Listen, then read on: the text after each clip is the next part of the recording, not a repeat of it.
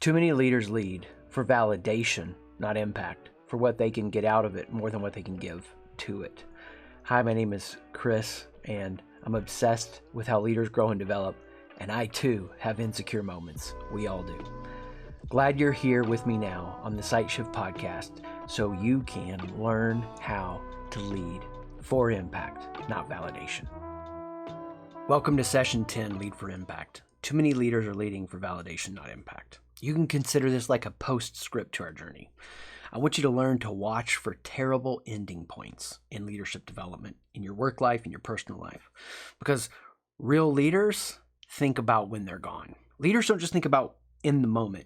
They think about when I am gone. They imagine that, then what? That's why the greatest of greatest leaders that are wonderful at building people and leveraging their gifts and skills and developing their strategic mind, they're able to remove themselves from situations and let others grow because they are able to imagine themselves being gone.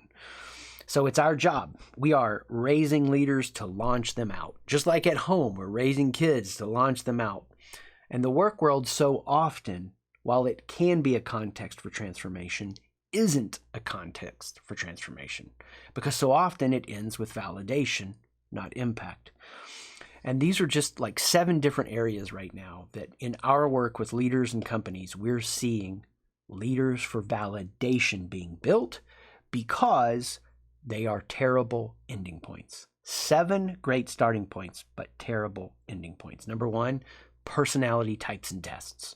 Personality types and tests, if you use these in your organization, they can be really great as a starting point. They help you know how you communicate. You know, I took one time and it said, Chris is unable to do routine work. I mean, I didn't read that and go, oh my God, it's a revelation. No, I read that and I was like, yep, that's true. The dangerous thing that happens though is you don't get aware of how much change is possible. This is why we say we would prefer a measurement to be the endpoint, not an assessment. Our IFQ is a measurement of who you are. We're giving you a reflection back in the mirror. If you just take personality tests, then you think you're just a label. You think others are a label. And people are more than a label, and you're more than a label, but you get stuck in this place that you don't see the dynamic capacity for change. If you're in a place that you are a little bit of a jerk when you communicate and you're under stress and pressure, you can change that. You can become kind where you are a jerk. You can become patient where you're impatient. You can have healthy boundaries where you're too open. You can become the kind of leader who is making sure others are fitting in more than you're worried about how you're fitting in. You can become the kind of leader who uses vulnerability as a way to connect with others and empower them rather than weaponizing everything. I don't care what the issue is. And I've seen too many personality tests that are like, well, this is who you are. You need something that you go, whoa, I don't even know if this is possible. I don't know if this is true. Is this really who I am? That's a powerful measurement. So personality test, great starting point, terrible ending point. Number 2, HR as a whole. Now, this is a big one. I could spend an hour on this one. Human resources. Listen up, leaders, CEOs, C-suite leaders. HR serves you, you don't serve it. And what's happening is 99 out of 100 HR leaders are being trained to lead for validation, not impact. They're being trained to lead for validation in the sense that they play defense more than offense. They're more worried about protecting from harm than developing people. They also very often get stuck in the ditches of these cultural narratives that don't develop leaders to their full potential, like empathy, mindfulness, and psychological safety. Now, I have come across in our work with amazing HR leaders who play offense more than defense, who don't want to get stuck in these cultural narratives. But again, HR is a terrible ending point. It's a great starting point. Why? Because human resources doesn't exist to be in vogue or protect you from harm. It exists to develop and grow people. Third great starting point, but terrible ending point. You've heard me hit on it differently in this series, but it's trust falls, rope courses, and Navy SEALs that yell at you. All of these things that we do to try to get better as leaders and develop, it can be a great starting point. right? You can do a ropes course and feel a little bit more connected to another human. But it's not like if my daughter and I are having conflict and we can't get through some issue that I'm going to put my hand on her shoulder and say, let's have a trust fall. And that's going to unearth the substantive issue that we need to change in our approach and fix it in some way that we're leading for validation, not impact. No, that's not going to do it. So we need something more than those. We need processes, we need methods, we need measurements, we need models that transform us from the inside out.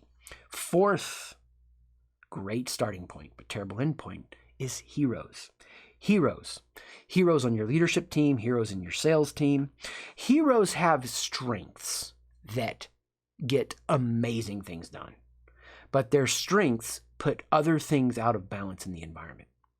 So what begins with heroes needs to end with systems. If you want your sales team healthy, it's not going to rise and fall on its heroes. It's going to be the power of the system and the people that in that sales system then take it, make it better. But the people with the system are the main contribution. The same is true of your leadership team. I am all for getting A players, hiring the best that we can. That's what we want. But then in that context, we build systems that help leaders build leaders. Leaders develop leaders who develop other leaders. That's the idea. So heroes are a starting point, terrible ending point. Their strengths are going to put other things in the culture out of balance. You're going to become dependent on them, and then you're always on a hero search. You're not actually systematizing the organization. Fifth great starting point, but terrible ending point. Diversity in color over diversity in thought. Now, it's hard for me to say this.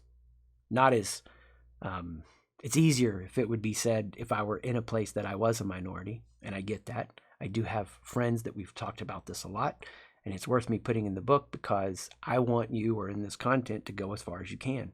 Most leaders are building teams for their validation.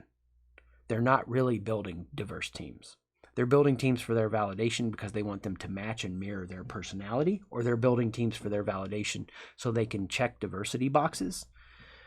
We need an appreciation for everyone. We need an appreciation where we value all humans. But healthy leaders understand to build teams that have a great ending point, you are mixing also very diverse thought and approaches. It's like mixing oil and water. It's people that have completely different worldviews, completely different mindsets. And not so that we can just have chaos to have chaos. It is a reality that people that are very sharply pointed in their strengths and their ideas and their viewpoints, that know how to still get along well with others, make the best teams. They're the highest performing teams. So it feels like you're mixing oil and water, but it's really powerful. Sixth great starting point, but terrible ending point, is evaluating leadership based on competency. Evaluating leadership based on competency. We don't want to evaluate leadership just on competency. We want to base it on, can they architect a culture?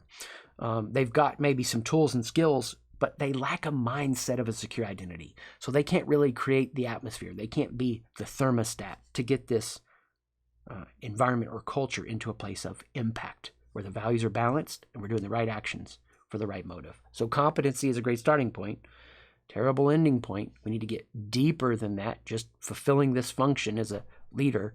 We need to ask, are they really becoming the kind of person who can build an environment where leaders are built? Last great starting point, coaching that asks questions. Coaching that asks questions. You say, isn't that good? Aren't you a coach? Don't you guys do coaching?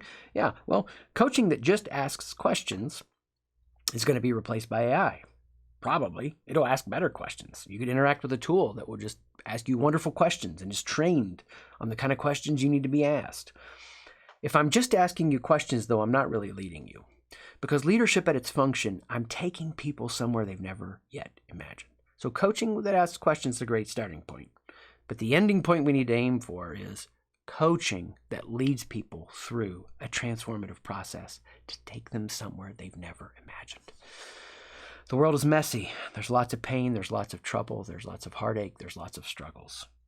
Let's not sell ourselves short by leading and stopping at these wonderful starting points, never getting to the point that we're finishing the job to build leaders who build leaders. More at SightShift, SIGHT shift.com.